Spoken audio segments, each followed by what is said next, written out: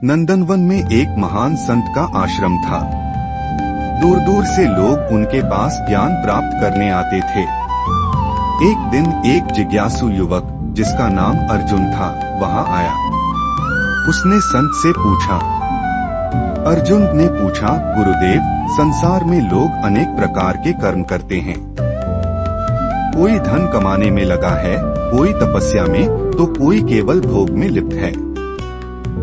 लेकिन मैं यह समझ नहीं पा रहा कि जीवन का असली उद्देश्य क्या है।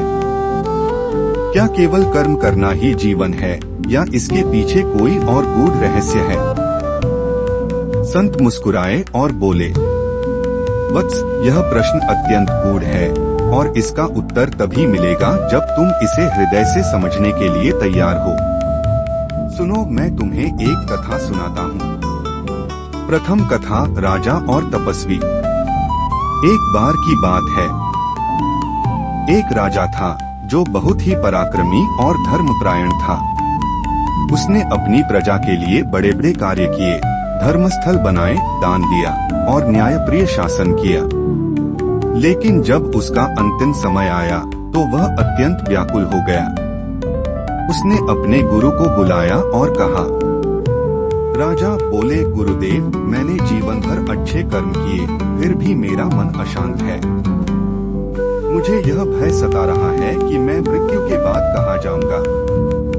गुरु ने मुस्कुराकर कहा, राजन, कर्म का फल केवल बाहरी कार्यों से नहीं बल्कि मन की शुद्धता से तय होता है। तुमने जो भी कर्म किए वे क्या अहंकार से रहित थे? क्या तुमने कभी बिना फल की इच्छा के कर्म किए? राजा चुप हो गया। उसे समझ में आ गया कि उसने कई अच्छे कार्य किए, लेकिन उनमें कहीं न कहीं स्वार्थ और यश पाने की इच्छा थी। श्री कृष्ण कहते हैं, हे अर्जुन, संसार में कोई भी व्यक्ति बिना कर्म किए नहीं रह सकता। लेकिन सच्चा कर्म वही है जो बिना किसी फल की इच्छा के किया जाए।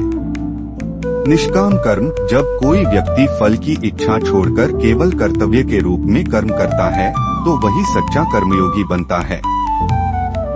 स्वधर्म पालन हर व्यक्ति का एक कर्तव्य धर्म होता है। जैसे सूर्य का धर्म है प्रकाश देना, वायु का धर्म है बहना, वैसे ही मनुष्य का धर्म है अपने कर्तव्यों का पालन करना। आत्मा का विकास, सच्चा जीवन वही है जिसमें मनुष्य अपने भीतर के आत्म तत्व को पहचाने। केवल भौतिक सुख पाने के लिए कर्म करने से जीवन अधूरा रह जाता है। द्वितीय कथा, दो मित्र और जीवन की राह। एक गांव में दो मित्र रहते थे। एक ने पूरी जिंदगी धन कमाने में लगा दी। दूसरे ने कर्म के साथ आत्मज्ञान को भी महत्व दिया।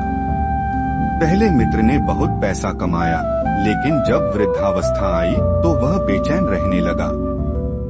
दूसरे मित्र ने जीवन भर परोपकार किया, अपने कर्मों को भगवान को समर्पित किया। जब उसका अंतिम समय आया तो वह शांति में था। श्री कृष्ण कहते हैं, जो व्यक्ति केवल भौतिक वस्तुओं के पीछे भागता है उसे अंत में खाली हाथ जाना पड़ता है। लेकिन जो व्यक्ति अपने कर्मों को ईश्वर को समर्पित करता है वही जीवन का सच्चा आनंद पाता है। अर्जुन ने सिर झुकाकर कहा, गुरुदेव, अब मैं समझ गया कि जीवन का उद्देश्य केवल कर्म करना नहीं बल्कि उसे ईश्वर को समर्पित करना है। मैं अब केवल निष्काम कर्म करूंगा जिससे मेरा जीवन सार्थक हो। गुरु मुस्कुराए और बोले, वत्स, यही गीता का सार है, कर्म करो लेकिन फल की चिंता मत करो। जीवन का उद्देश्य केवल सुख प्राप्त करना नहीं बल्कि आत्मा की उन्नति करना है।